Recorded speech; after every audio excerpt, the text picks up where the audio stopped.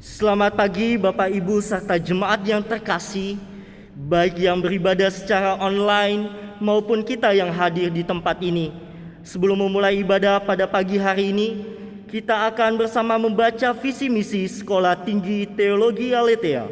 Visi: menjadi lembaga pendidikan tinggi gerejawi yang memperlengkapi para pemimpin gereja untuk berteologi reform secara kritis, berkemampuan bergembalakan dan berkarakter serupa Kristus. Misi 1. Menumbuhkan pemikiran kritis dalam berteologi reform. 2. Mengembangkan kemampuan penggembalaan melalui pendidikan kepemimpinan hamba, servant leadership. 3. Membentuk karakter serupa Kristus melalui pemuritan. Mari dengan penuh rasa syukur kita datang beribadah dengan mengambil waktu teduh sejenak. Waktu teduh dipersilakan.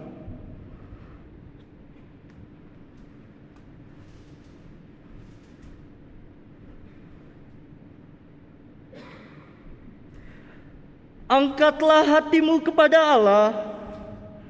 Kami mengangkat hatimu kepada Allah. Pertolongan kita adalah dalam nama Tuhan yang menjadikan langit dan bumi serta segala isinya dan yang tidak pernah meninggalkan hasil perbuatan tangannya. Kasih karunia dan damai sejahtera dari Allah Bapa, Allah Anak dan Allah Roh Kudus menyertai ibadah kita semua. Dan menyertaimu juga. Siapakah yang layak diagungkan? Hanya Yesus Tuhan, Sang Raja kekal, Sang Raja damai yang layak diagungkan. Mari kita besarkan dan muliakan namanya dengan mengangkat pujian How Great Thou Art.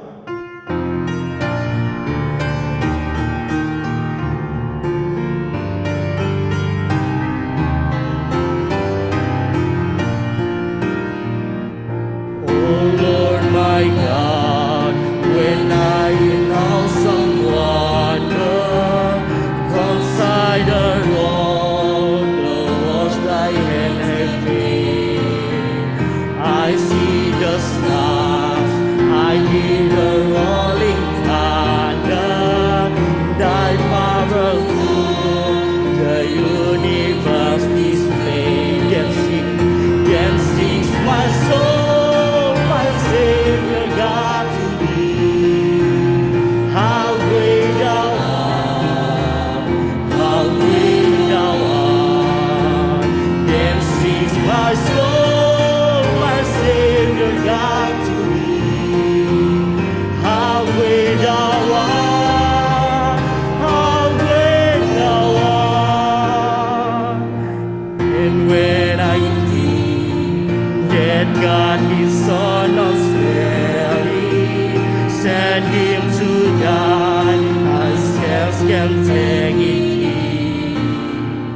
That on the cross my burden gladly bearing, he bled and died to take away my sin.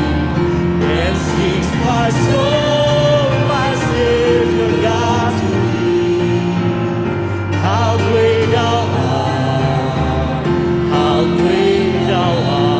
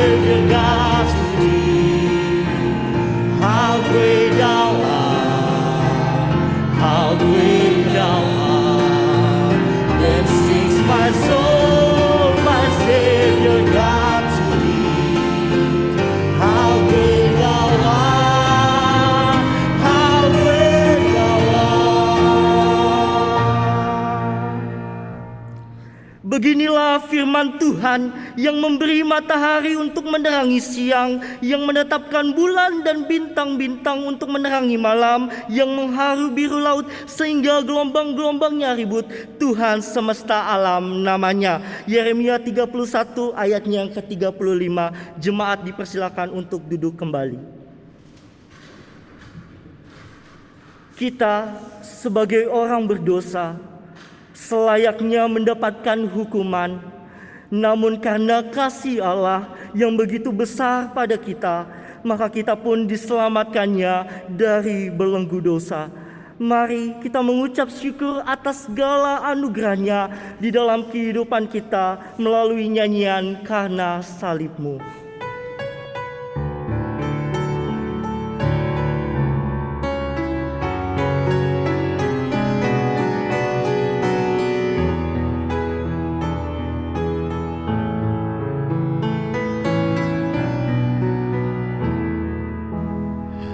Hanya Kau Tuhan di hidupku, Kau berikan hidup yang baru. Doa-Mu menyucikan, pulihkan hatiku. Ku nyatakan Kaulah segalanya. Engkaulah sumber pengharapan, kuasa-Mu sanggup menyembuhkan. Jiwaku pun berserah hanya kepada-Mu, Yesus, Kaulah segalanya. Karena salib-Mu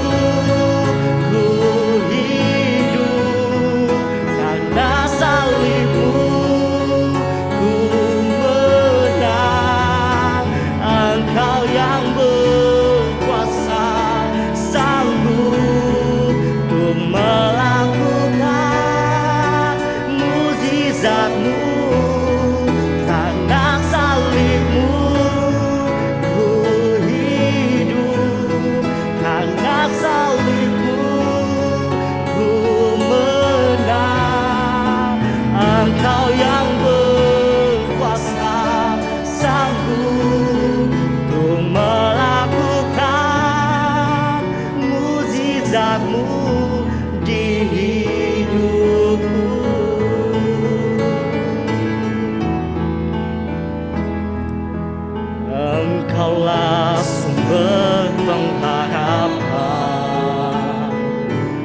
kuasa-Mu sanggup menyembuhkan.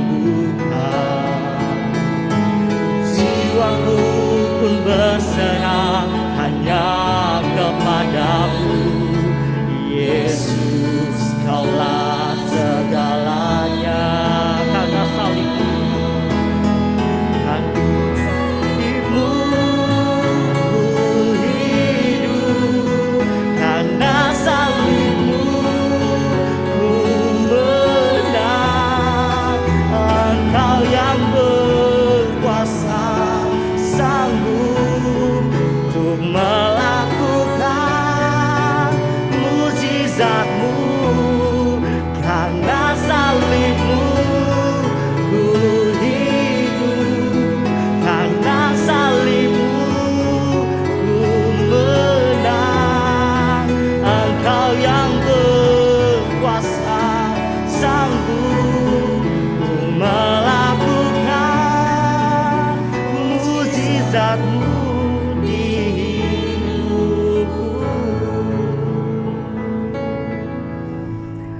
kita bersama-sama mendudukkan kepala kita.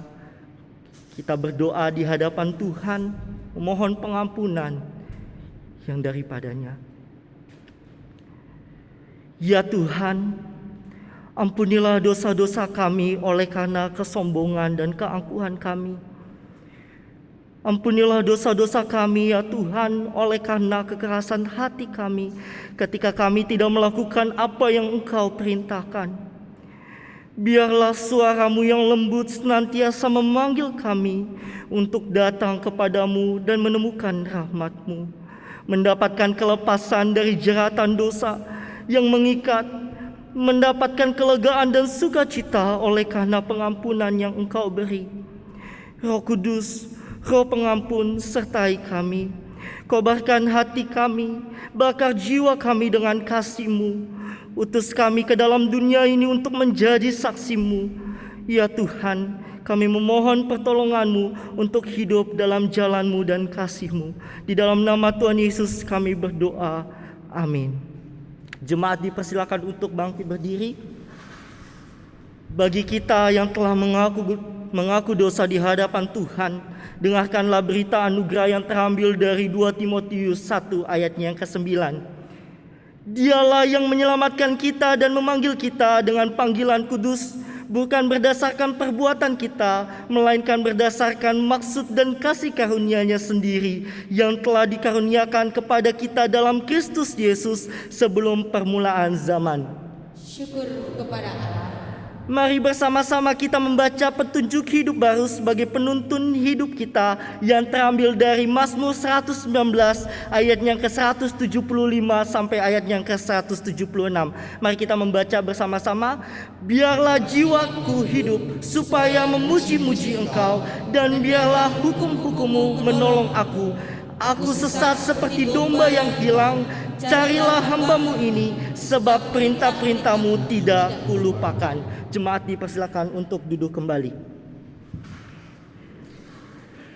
Dia adalah gembala yang agung, yang senantiasa menuntun hidup kita. Biarlah nyanyian Savior like a shepherd lead us dapat mengiring kita untuk masuk ke dalam firman Tuhan.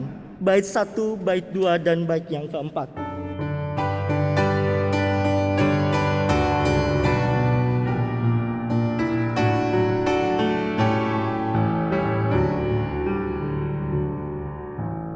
Savior like a shepherd lead us, must we need thy tender care. In thy pleasant pastures feed us, for our use thy foes prepare. Blessed Jesus, blessed Jesus, Thou hast found us, thine we are. Blessed Jesus, blessed Jesus, Thou hast found us, thine we are. We are thine, to Thou befriend us, be the guardian of our way. Thy flock from sin, defend us, seek us when we go astray.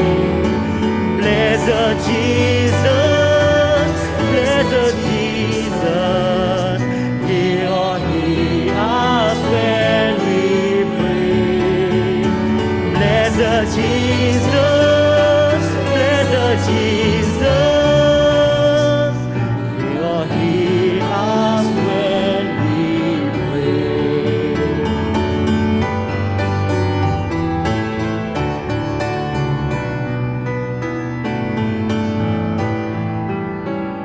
bait keempat.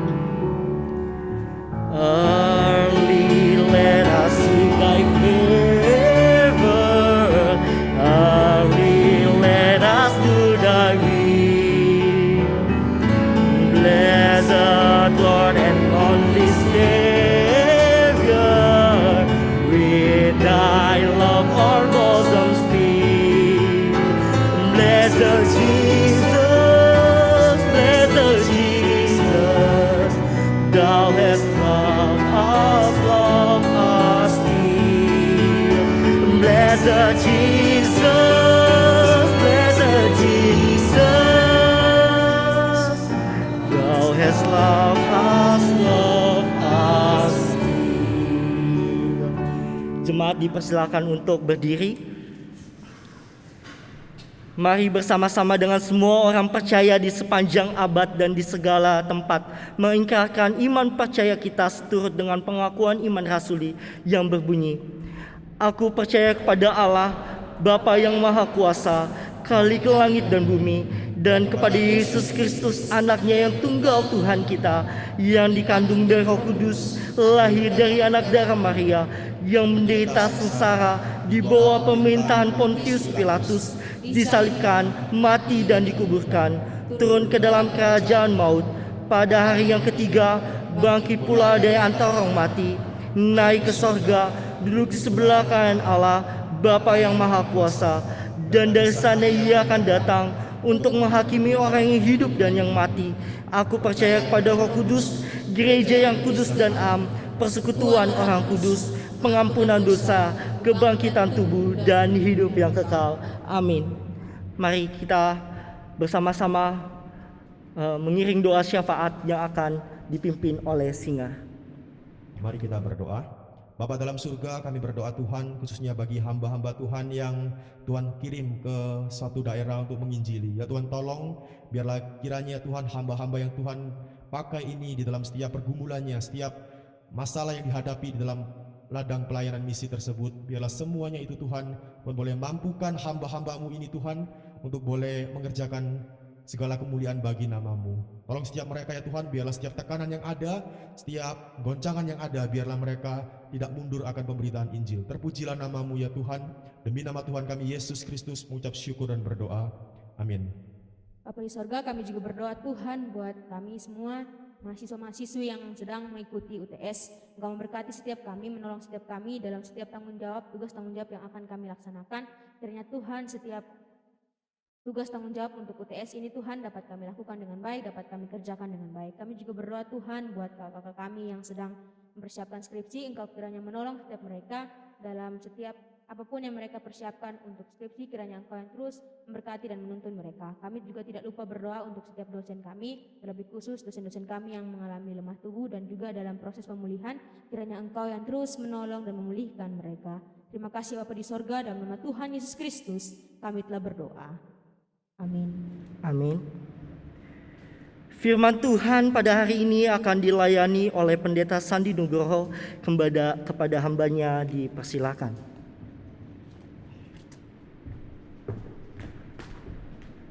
Silakan duduk, saudara-saudara. Mari kita naikkan doa kita.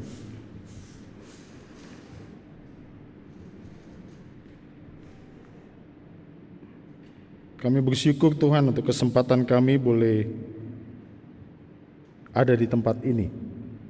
Karena melalui proses yang kami alami sepanjang tahun-tahun ini, kami bukan hanya belajar tentang firman Tuhan, tapi kami berjumpa dan senantiasa melihat kebesaran Tuhan hari demi hari. Maka nyatakan sekali lagi, isi hati Tuhan, kehendak Tuhan, berbicaralah kepada kami, karena kami siap untuk mendengarkan dan tunduk menjadi murid-murid Tuhan. Di dalam nama Tuhan Yesus kami berdoa. Amin.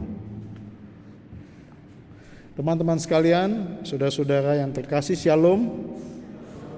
Ya, nama saya Sandi seperti yang tertulis di sini. Dan ini satu-satunya sekolah teologi yang nulisnya betul, pakai I, bukan pakai Y. Ya, saya beberapa pakai Y. Saya orang Indonesia jadi pakai I. Ya, oke. Bagaimana kita akan melayani setelah dari tempat ini dan apa tantangan terbesar nanti saudara-saudara hadapi? Ujung-ujungnya kita kembali bagaimana kita memahami ini. Di dalam sebuah persidangan, diskusi sampai 1:30 malam, bicara urusan masalah stola, ya, ini orang GKI, jadi liturginya GKI banget ya. Bicara tentang ini, warna, menentukan warna, ada 4 warna yang ditentukan, tambah 1 jadi 5 warna hitam. 1:30 malam. Lalu ada seorang peserta sidang, seorang ibu rumah tangga,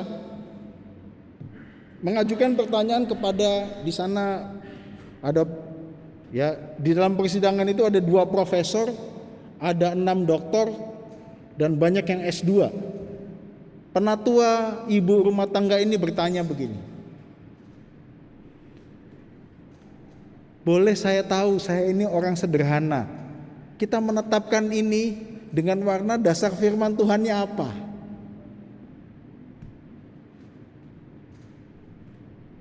Ibu ini sangat sederhana, tapi di dalam kesederhanaannya dia membawa kami semua yang ada di situ untuk menyadari apa dasar kita.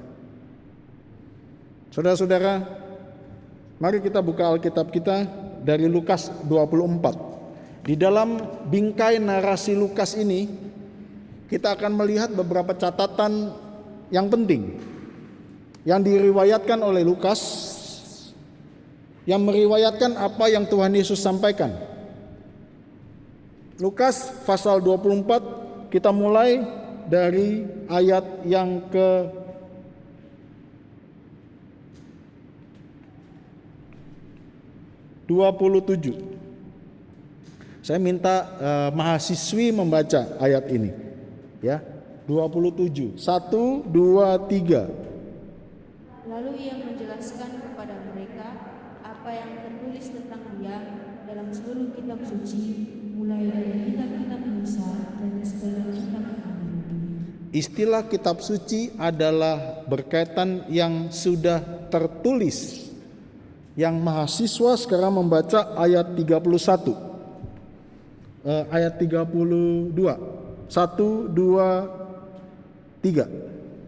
Kata mereka seorang kepada yang lain, bukankah hati kita berkobar-kobar ketika ia berbicara dengan kita di tengah jalan, dan ketika ia menerangkan kitab suci kepada kita?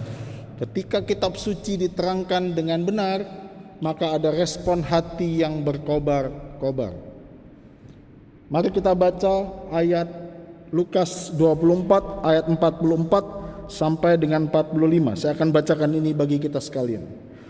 Ia berkata kepada mereka, inilah perkataanku yang telah kukatakan kepadamu ketika aku masih bersama-sama dengan kamu, yakni bahwa harus digenapi semua yang ada tertulis tentang aku dalam kitab Taurat Musa dan kitab nabi-nabi dan kitab Mazmur.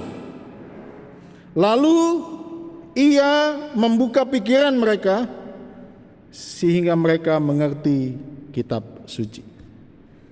Saudara-saudara, mengapa penting kita perlu mengerti kitab suci?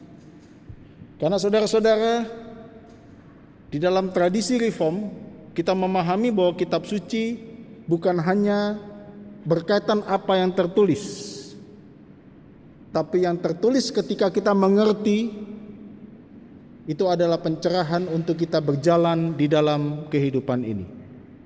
Maka sepanjang saudara ada di sekolah teologi ini, saudara diperlengkapi dengan cara apapun untuk mengerti kitab suci. Maka ada pelajaran bahasa asli, Yunani, Ibrani. Tapi menarik saudara-saudara, di beberapa sekolah teologi mempelajari bahasa Latin. Dan sekarang saya sedang belajar bahasa Latin. Karena ketentuan sekolah saya harus belajar bahasa Latin. Rupanya saya mengerti tradisi sekolah ini itu bukan sola scriptura, tapi prima scriptura. Ada perbedaan antara sola scriptura dan prima scriptura. Kita di dalam tradisi reform memahami bahwa Alkitab adalah satu-satunya yang berotoritas. Tetapi orang yang menganut atau aliran yang menganut prima scriptura adalah mereka yang memahami bahwa ini hanya salah satu. Bahkan ada referensi tradisi-tradisi yang juga berotoritas di dalam menetapkan dan menjadi dasar moral kehidupan orang Kristen. Ini nanti mungkin ada yang buat skripsi ya di jalur sistematika. Tolong catat ya, supaya nanti kalau kamu kan biasanya susah dapat ide skripsi ya. Saya kasih idenya. Sola Scriptura dan Prima Scriptura ya. Nanti pembimbingnya kalau tidak Bapak Ali atau Bapak Andri ya. Dan yang saya kenal mereka adalah sistematika ya. Sola Scriptura dan Prima Scriptura ya. Saya nyentil supaya kalian dapat ide juga untuk buat skripsi ya. Oke. Soalnya kalau ditanya semester 4 mau judul skripsi apa? Waduh. Nah, sekaligus khotbah ini saya kasih sentilan-sentilun ya untuk kalian punya ide. Oke. Nah, teman-teman sekalian, menarik sekali ada satu buku. Nah, ini juga bagi mereka yang mau punya ide buat skripsi, buku ini patut untuk menjadi salah satu referensi literatur. Judulnya No Place for Truth. Ini merupakan sebuah evaluasi dari seorang injili dan disampaikan kepada orang injili. Berkaitan dengan apa? Dengan teologi injili. Terutama dia menyimak adalah dia melihat bahwa gereja-gereja injili khotbahnya sudah tidak ekspositori lagi. Khotbahnya cenderung subjektivisme. Apa itu? Lebih kepada menekankan kepada pengalaman-pengalaman sebagai yang utama. Jadi pengalaman baru penggalian. Bahkan ada beberapa pengkhotbah itu sebelum khotbah yang dicari ilustrasinya dulu. Ya, Pak Hali, kita punya dosen yang Pak Hali sama saya seangkatan ya di STT Bandung. Kita diajarkan cari ilustrasi dulu baru cari teks, betul ya. Pak Hali mungkin masih ingat ya. Karena ilustrasi yang disukai oleh jemaat dan diingat oleh jemaat. Jadi saudara-saudara, ini menarik sekali ya. Ada orang-orang yang menekankan kepada subjektivisme. Karena apa? Itu yang diminati oleh jemaat. Yang kedua, saudara-saudara, ada bahaya yang lain, yaitu antroposentrisme. Memusatkan pada diri, yaitu kebutuhan-kebutuhan jemaat. Sekarang ini di banyak gereja bicara tentang healing, ya. Mungkin khotbah-khotbah teman-teman di remaja, di pemuda nyinggung-nyinggung soal healing, betul ya? Ada beberapa jemaat untuk healing dia hilang. Hilang dari pelayanan, hilang dari keluarga. Nah, karena kita mau healing, itu kebutuhan, maka kita fokus ke sana tanpa atau mengabaikan hal-hal mendasar berkaitan dengan penyiapan khotbah, hermeneutik dan homili. Yang ketiga adalah motivasionalisme. Saudara, banyak kutipan-kutipan terus masuk di dalam khotbah-khotbah kita yang sifatnya lebih kepada motivasi. Motivasi nggak apa-apa, cuma jangan menggantikan prinsip-prinsip penting yang harus kita kabarkan dan berita yang perlu kita sampaikan. Yang keempat adalah artifisialisme, kemasan-kemasan. Sekarang gereja-gereja banyak berlomba-lomba untuk mengemas khotbahnya, mengemas ibadahnya, apalagi kalau masuk kanal YouTube. Yang menarik, Pak, karena orang sekarang artifisial, sesuatu yang terlihat itu yang menarik. Dan yang terakhir adalah bahaya pragmatisme berkaitan dengan hasil. Yang paling gampang ini, ngundang pengkhotbah yang terkenal supaya apa? Kok ketawa? Wah, kalau masih soal praktek dari lawang janganlah. Kalau ada pendeta bisa ya, langsung kalau ada jadwal mahasiswa praktek digeser tuh. Atau pendeta dalam digeser, karena apa? Ini pendetanya populer. Tujuannya apa utamanya? Supaya mereka disirami oleh firman Tuhan? Apa? Supaya persembahannya tambah banyak? Silakan Anda evaluasi sendiri. Coba tanyakan kepada gereja Anda masing-masing. Supaya jumlah jemaat yang datang pada saat itu banyak, sehingga ketika evaluasi tahunan Anda tidak melewati batas limit standar dan target jemaat yang datang? Pragmatis, saudara-saudara. Dan kita ada di dalam kancah itu. Gereja-gereja Injil ada dalam kancah itu. Dan seringkali kita tergoda dengan 5 bahaya ini dan mengabaikan hal-hal yang prinsipil dalam pemberitaan firman Tuhan. Maka saudara-saudara, saya menyimpulkan demikian. Bagi jemaat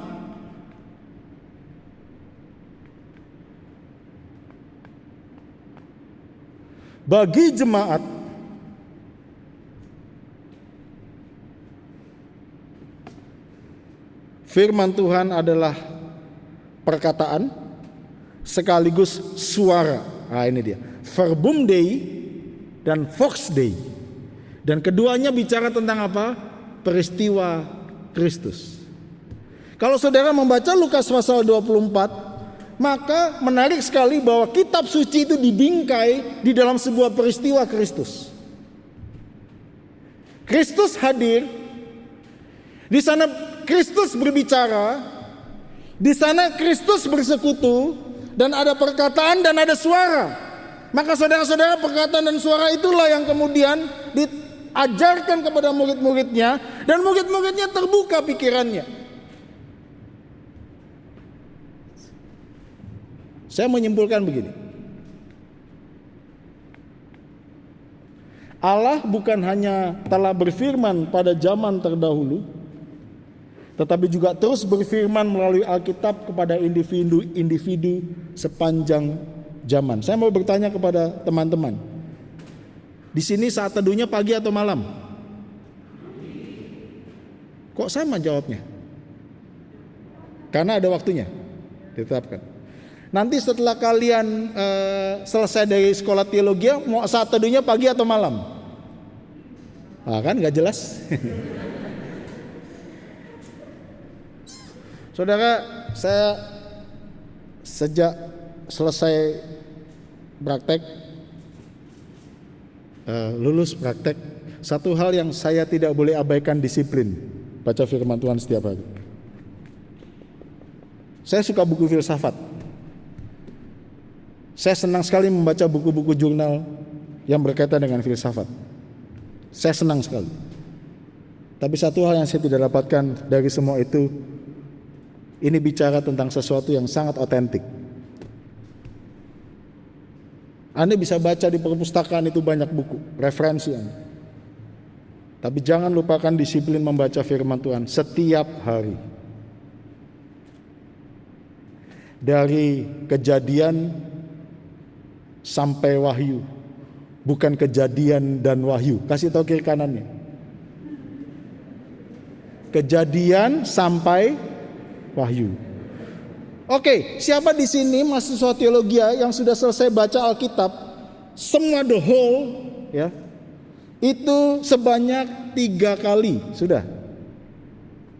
Oh, berarti lebih ya, puji Tuhan. Potongan semua Alkitab lebih dari 3. Atau nggak pernah baca Alkitab the whole Bible? Wah, bahaya nih. Ada yang sudah 10 kali? Loh, ini berapa kali dong? 1 kali? Ada? Sudah. 2 kali? 2. 3 kali? Ya ampun. Teman-teman, disiplin baca Alkitab.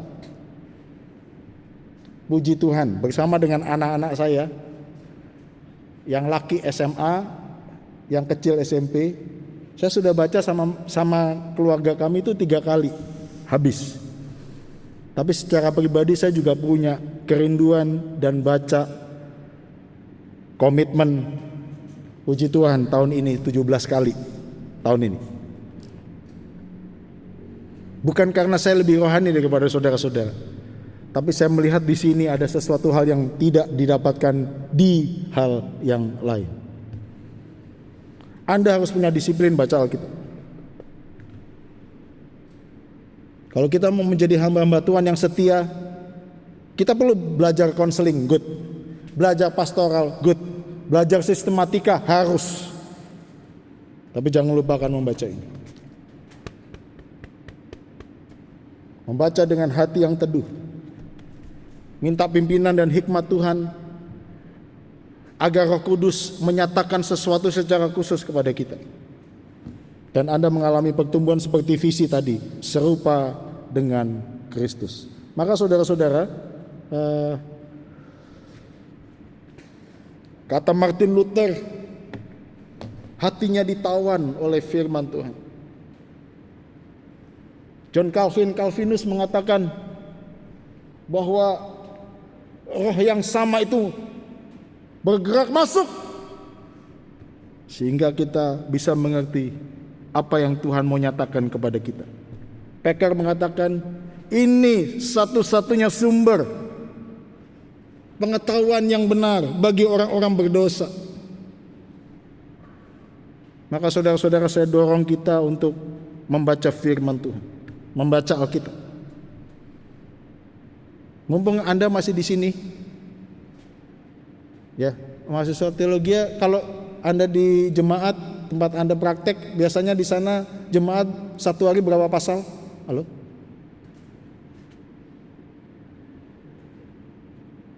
Program baca Alkitab bersama itu kalau disingkat nggak enak ya. Baca Alkitab bersama disingkatnya apa? BAB, nggak enak ya. Ada abab itu kalau orang Surabaya juga nggak enak. Oke, kalau Anda melayani di tempat-tempat praktek, di jemaat Anda melayani, ada himbauan untuk membaca Alkitab setiap hari. Berapa pasal yang mereka baca? 2 pasal. 2 pasal itu habis 1 tahun 3 bulan atau 1 tahun 4 bulan. Kalau baca 4 pasal dipotong lagi setengahnya, sekitar 7 bulan 8 bulan. Nah, jadi mahasiswa teologi 1 hari berapa pasal? Halo?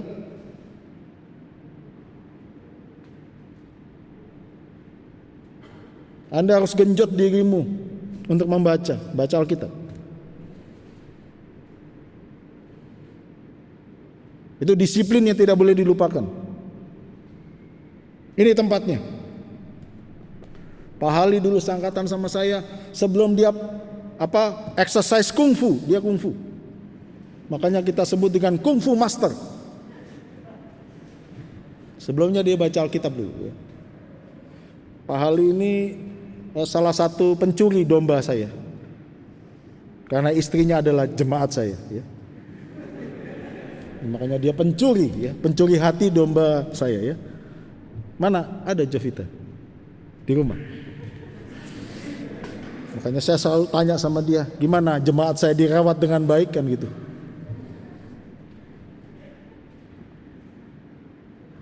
Saudara-saudara, bagaimana kita merawat hati kita, memelihara hati kita? Baca firman Tuhan. Anda boleh baca hal-hal yang lain untuk memperkaya, tidak apa-apa. Ada 9 cara memperkaya kerohanian kita. Gary Thomas. Tetapi jangan lupakan, semua kembali ke sini. Di dalam persidangan-persidangan majelis jemaat, di dalam persidangan-persidangan klasis sinode wilayah atau sinode, semua bertumpu pada ini. Maka kalau kita tidak punya ketundukan untuk membangun disiplin membaca ini, maaf, salah satunya dampak yang paling sederhana, Anda kehilangan respek dari jemaat.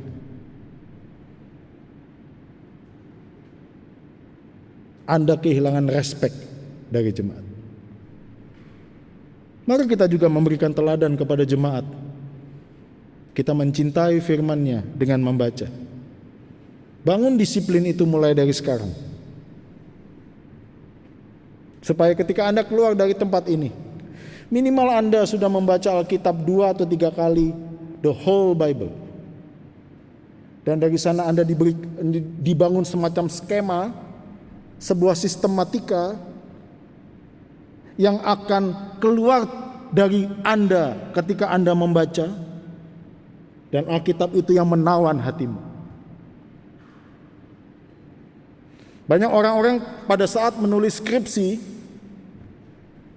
dia tidak punya pemikiran yang utuh tentang kanon Alkitab. Karena apa? Sangat sederhana. karena dia tidak pernah membaca Alkitab secara keseluruhan. Beberapa skripsi saya baca dari beberapa mahasiswa teologi, bukan hanya dari sekolah Lawang, tapi dari sekolah-sekolah yang lain, karena GKI, ada beberapa dari sekolah Duta Wacana, STI Jakarta, Satya Wacana, saya baca. Penguasaan tentang filsafatnya luar biasa. Tapi pendalaman dan konsep utuhnya tentang ini kelihatan sekali sangat dangkal dan lemah. Teman-teman sekalian, izinkan saya mendorong kita untuk punya disiplin membaca Alkitab. Karena itulah yang Anda beritakan setiap saat di dalam hidupmu, setiap minggu di mimbarmu, dan setiap hari dalam kehidupan kita menjadi muridnya. Saya ingin menutup dengan kesaksian seorang filsuf naturalistik, namanya Emil Kellyett. Nah, ini juga sentilan bagi teman-teman yang mau mencari author atau teolog atau filsuf untuk dijadikan topik skripsinya, ya. Bisa terutama dia jadi referensi. Ini baik sekali ya. Perjalanan dari seorang naturalistik menjadi seorang injili. Wah, ini menarik sekali. Saya salah satunya mengikuti perjalanan dia.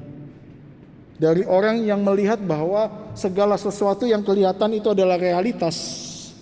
Dan di dalam realitas itu manusia punya kesempatan atau punya hak untuk menentukan mana yang dia terima atau tidak. Naturalistik, sangat kuat sekali. Dia lahir dan besar juga di dalam iklim seperti itu. Tetapi kemudian ada pertanyaan-pertanyaan yang tidak bisa dia jawab dengan rasionalisasinya, dengan rasionalismenya. Kemudian dia mencari dari berbagai macam filsafat. Dia mencari dari buku-buku tua tentang nilai-nilai kehidupan. Dia tidak menemukan itu.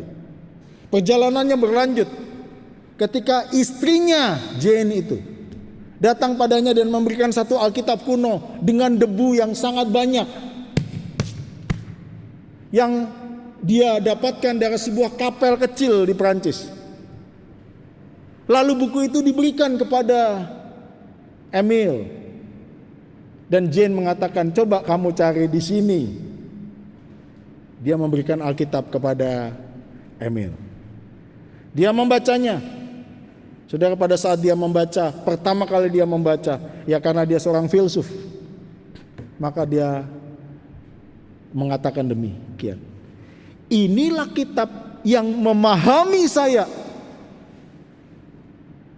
Saudara, pernyataan ini bisa disalah mengertikan. Apa maksudnya kitab ini memahami saya? Saudara-saudara, Emil memaksudkan bahwa Alkitab itu memahami saya. Alkitab itu menyadarkan siapa saya yang sesungguhnya. Apa itu dosa-dosa? Apa itu keselamatan? Apa itu kebebasan? Apa itu sebuah hubungan dan relasi? Apa itu dunia dan segala sesuatu yang terjadi? Ini kitab yang memahami saya dan yang membuat saya memahami segala sesuatu dengan otentik. Maka di malam itu, pada saat dia membaca terutama Injil, kata-kata berbahagia, dan dia membaca kitab Matius secara keseluruhan, dia menuliskan resume atau kesimpulannya begini: kepada Allah ini saya berdoa malam itu, dan Allah yang menjawab adalah Allah yang sama yang dibicarakan dalam kitab itu.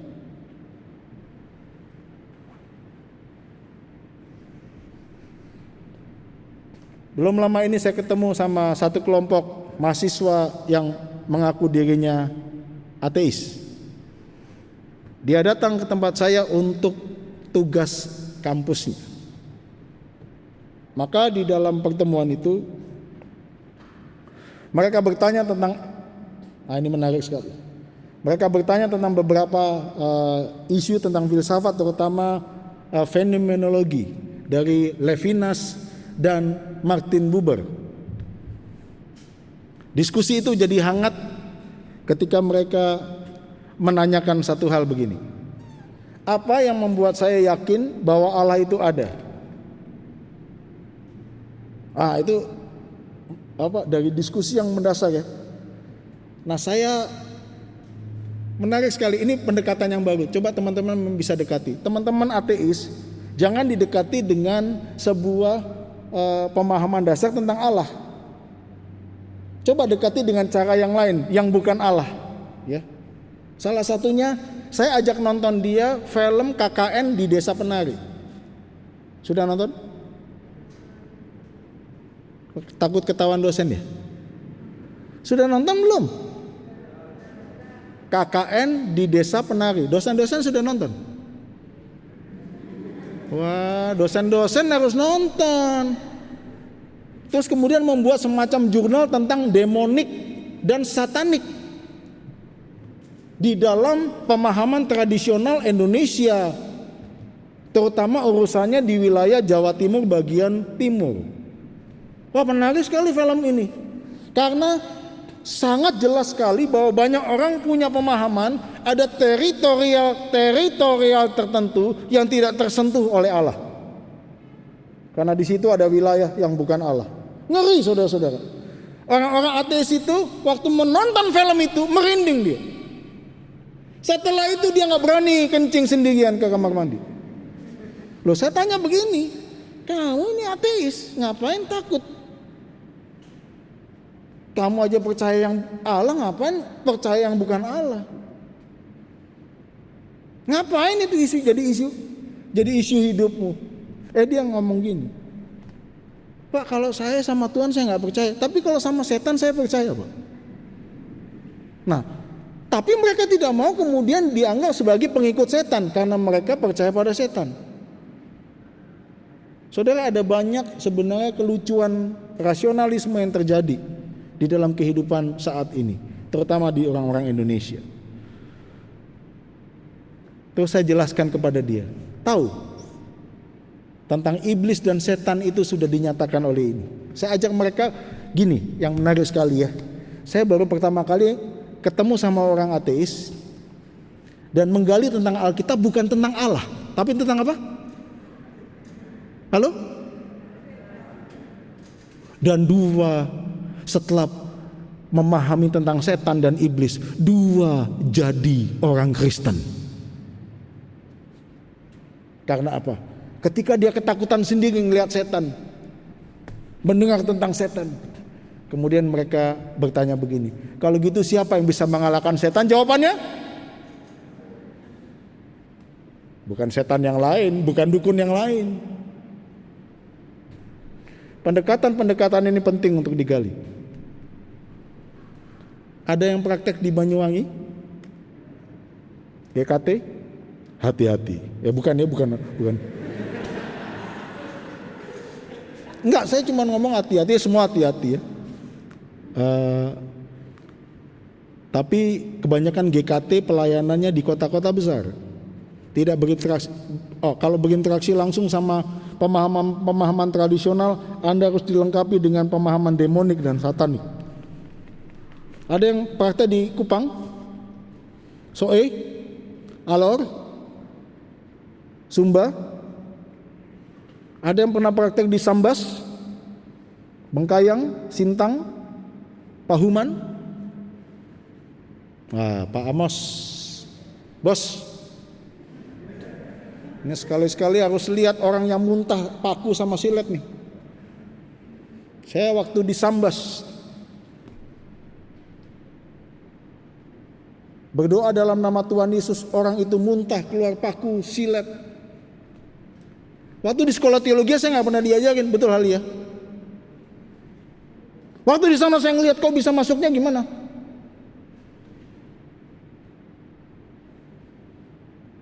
Kita harus punya dasar dan kekuatan iman. Kepada firman-Nya kita berpegang.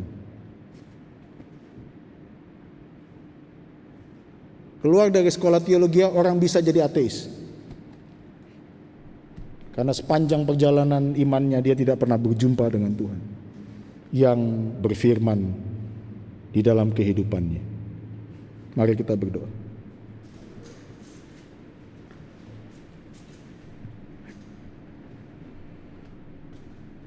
Bapa di dalam surga,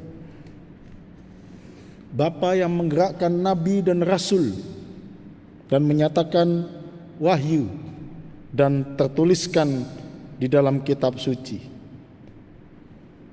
Bapa yang terus bersuara melalui kitab suci kepada setiap individu.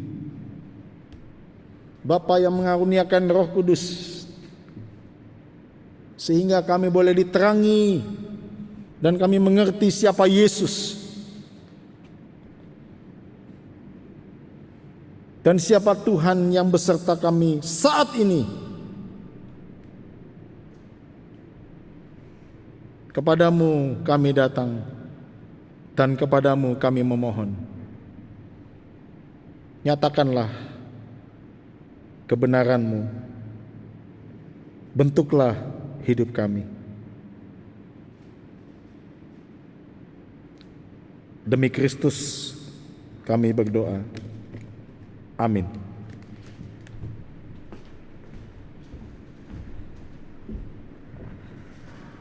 Terima kasih untuk Bapak Pendeta Sandi Nugroho yang sudah menyampaikan firman Tuhan pada hari ini. Kiranya firman-Nya boleh tinggal di dalam hati kita dan kita boleh aplikasikan di dalam kehidupan kita sehari-hari dengan membaca firman Tuhan dengan giat. Dan kita juga telah memberikan persembahan di awal, dan bagi jemaat yang mengikuti secara online dapat memberikan persembahan melalui tata cara yang ada di layar jemaat sekalian.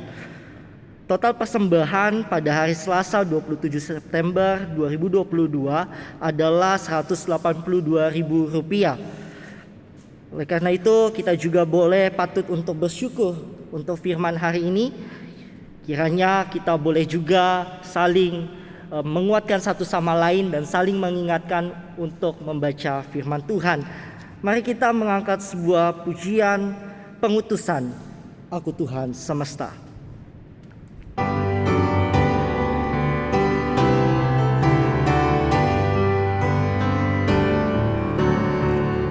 Aku Tuhan semesta, jeritanmu ku dengar.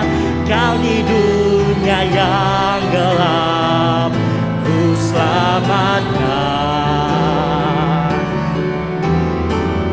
Akulah penciptakan, malam jadi benderang. Siapakah utusanku membawakan? Ini aku, utus aku. Ku dengar Engkau memanggilku. Utus aku, tuntun aku. Ku prihatin akan umat-Mu. Bait yang kedua. Aku Tuhan semesta, ku menanggung sakitmu dan menangis karena kau tak mau dengar. Kan ku ubah hatimu yang keras jadi lembut. Siapa bawa firman-Mu, utusanku. Ini aku, utus aku. Ku dengar Engkau memanggilku. Utus aku, tuntun aku.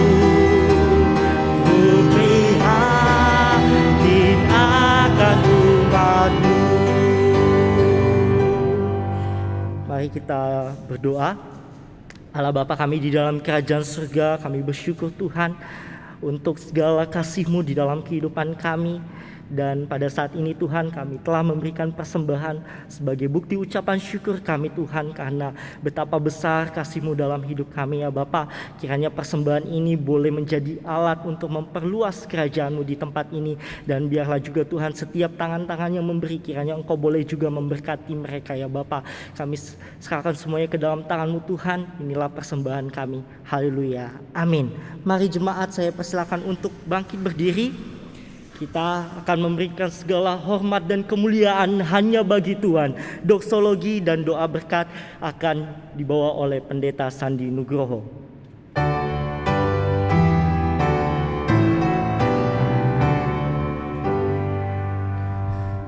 Puji Allah Bapa Putra, puji Allah Roh Kudus, ketiganya yang esa.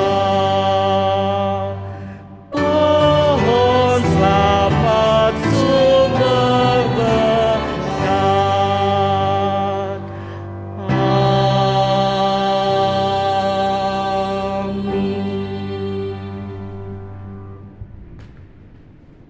Dengan hati, pikiran, dan hidup yang terbuka, arahkanlah hatimu kepada Tuhan dan terimalah berkat Tuhan. Kasih karunia damai sejahtera, kekuatan dan penyertaan, kebahagiaan dan sukacita, damai sejahtera yang melampaui segala akal, hikmat diturunkan atas saudara-saudara sekalian, kini, sekarang, dan seterusnya, di dalam nama Bapa, Putra, dan Roh Kudus. Amin.